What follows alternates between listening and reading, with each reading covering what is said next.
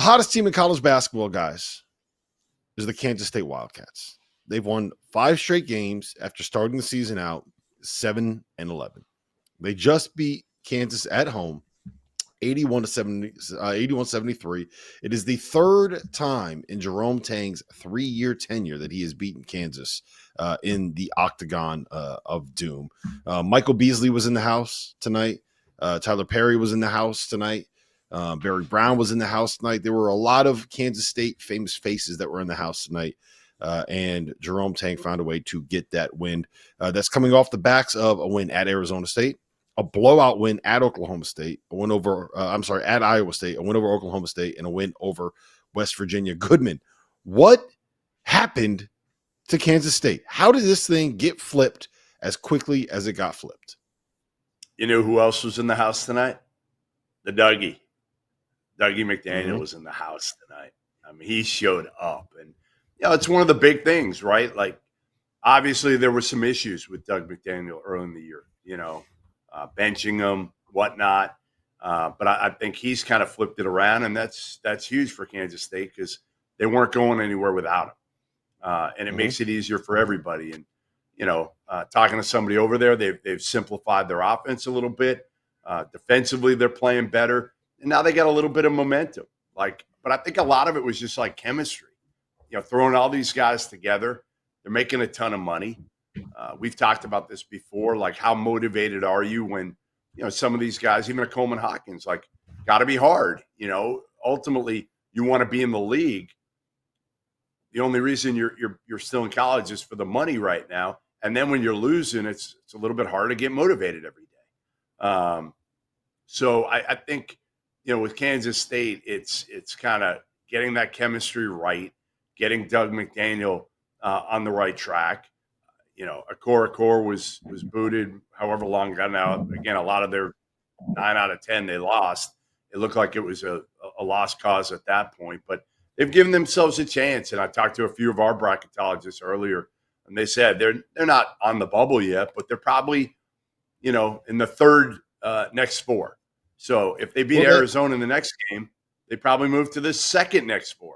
And that's the thing, Jeff. That's the thing is they landed a couple of these big wins that you have to get over Kansas and at Iowa State, which will go down as one of the better ones in college basketball. A win at Arizona State is going to end up being a quad 1 win.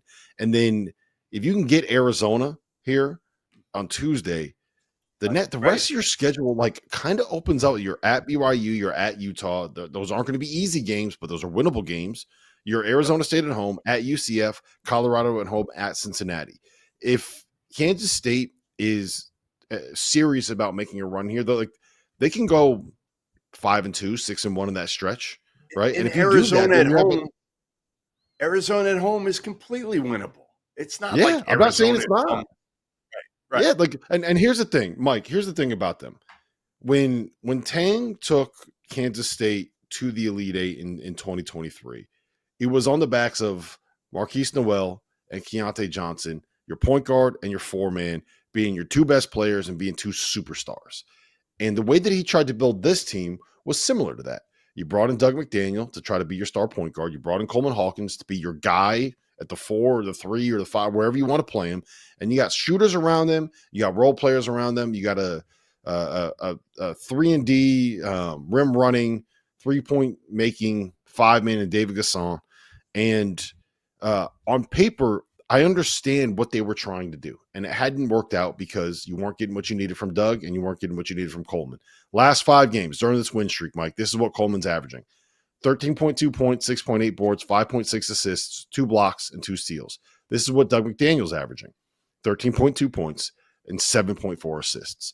You're getting that star caliber play from those 2 guys who, friends of yours from the Big Ten.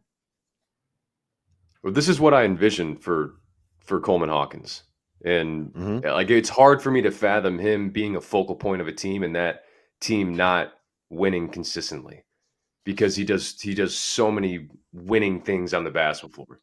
And and look, the marriage with him and Doug is actually great for Doug, because at Michigan, Doug was tasked with being really a full-time point guard. And he's had just ebbs and flows in his career of just good decision making, poor decision making, good shot selection, bad shot selection. And what Coleman allows him to do, and when they played through Coleman, is allow Doug to be off the ball more and allow him to be on the ball more in spurts rather than having him be a full-time point guard. And I think that's helped Doug a ton. And I think it's allowed him to get into more of a rhythm, as kind of counterintuitive as that sounds. But also, like, Coleman has been such a focal point in every offense that he's been in, because you can play through him. And you just saw today, I mean, he got them going in that first half. And he does it on both ends. He jump passing lanes, gets steals, run outs. You can throw it in the high post and the low post, throwing lobs. I mean, he does it all. And so and the one thing too with Kansas State, I mean, I know they've lost games this year, and I know their second win against a high major opponent was on January 25th. That's how long that took. But as opposed to some other teams that were struggling this year, I've never watched Kansas State and been like, I just hate watching them, because they really have always played hard.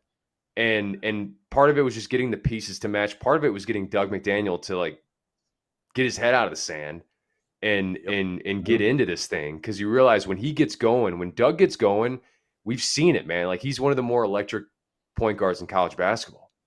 And Kansas State's been the beneficiary of that the last few games. And Coleman continues doing what he's doing. And then you just go see if you can make a run at this thing. I mean, you got Arizona coming up, a couple more winnable ones after that. I mean, the rest of your schedule here from here on out, besides Iowa State to finish it, who you just beat, like, there are winnable games for you there. And you've already done enough for yourself here in the last week or so than a lot of teams in college basketball, with wins at Iowa State and then another one against Kansas tonight.